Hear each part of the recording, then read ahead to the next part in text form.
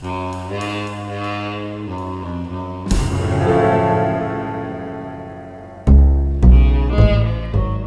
is the main menu for our game, Pest Control, which came 10th place in fun in the Brackeys 2024.1 Game Jam.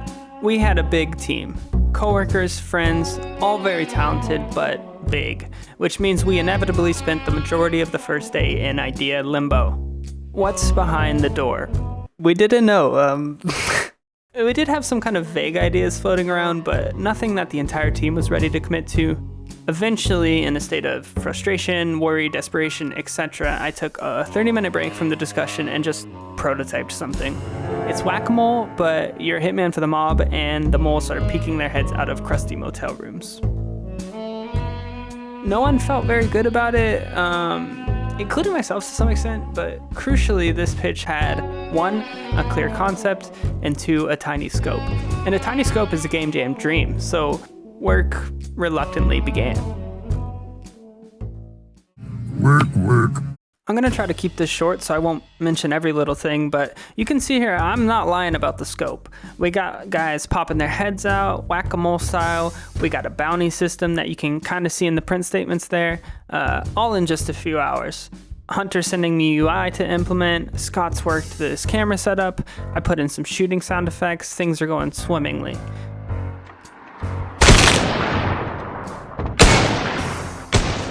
I kind of jumped the gun on this, but day 2, Monday, and I'd already made a gameplay theme. Gets the job done. It was pretty lazy, but you know. You can see Hunter's going for like a nice 2000s flash game vibe with this UI, and now I've done some initial hookup on the reloading. Here I implement some kickback that got good feedback I'm really happy with. It's got some oomph. I forgot to stop recording here, so you can see that I'm using GDScript for the first time and have some basics googled. Pretty lucky because Gangster SpongeBob shows up, which reminds me that our art direction is kind of film noir, art deco, Gangster SpongeBob. If you look in the top left here, you can see the heat meter. This concept is that if you shoot too many civilians or just the side of the motel or whatever, you'll attract enough attention that the cops get your ass. And on the left, you can see the idea of contracts beginning to solidify in the UI, which Machine Fossil has implemented. Leo has delivered rabbits, which means we obviously gotta do a ragdoll type situation. And we're ahead of schedule, we're feeling confident, we want to mix it up a little, and so the animals will occasionally shoot back at you, which also increases heat. This is a good example of how Scott sort of worked the night shift, where I would go to bed at a normal human time and then wake up the next morning to the code cleaned up, refactored, and new features like this. Super advantageous to be able to sort of take turns in the code base like that. Leo's completed the first few animal models now, and Hunter's made this fedora and rifle, so I'm trying to get them set up in the scene. And let me just tell you right now that bone attachments are a thing, and even though this looks like it's working, it's totally not, and I won't actually get it to work for another couple of days. And shout out Leo for some really impressive animations. And then I think this is probably one of our last big features. Jess implements this cutscene thing as a way to introduce some light story, tutorial, and break up the gameplay a bit. And now it's Friday, we're nearing the end, so I'm starting to care less about screen recording things and more about, finishing up. So all I have from this day is the very important sound settings. Super exciting stuff.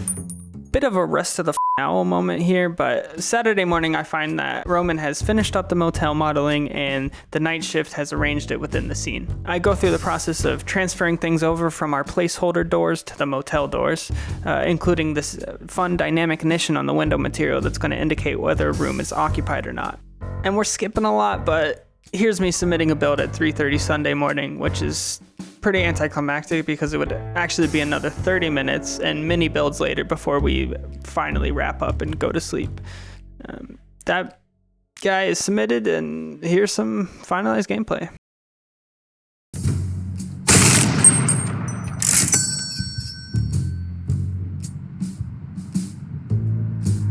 And let me just point out real quick 2 of my favorite parts of the entire thing.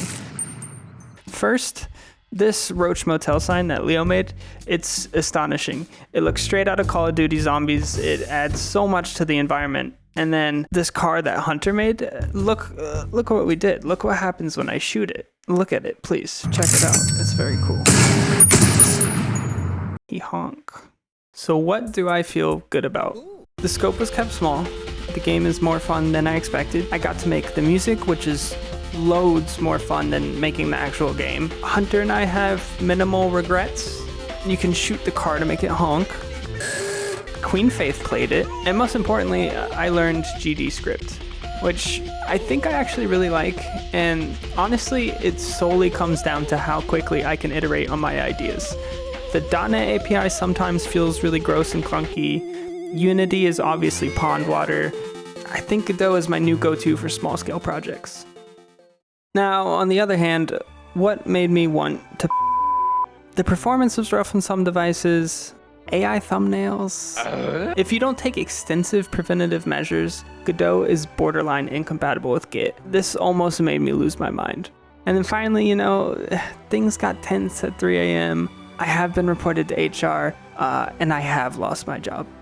And real quickly, I want to shout out a few of the games I played that were dope. Dinosaur Creepy Chiller Theater. Dude did claymation and was obviously having a ton of fun with it. Oh, it's bees! Talk yourself out of it. Think Firewatch, but instead of fire, there are doors. What the fuck? And then Enter Door Mention, which, just look at this beautiful main menu. Hunter and I really like this one. Game jams always hurt me, deep in my soul. But you know what? It's getting easier.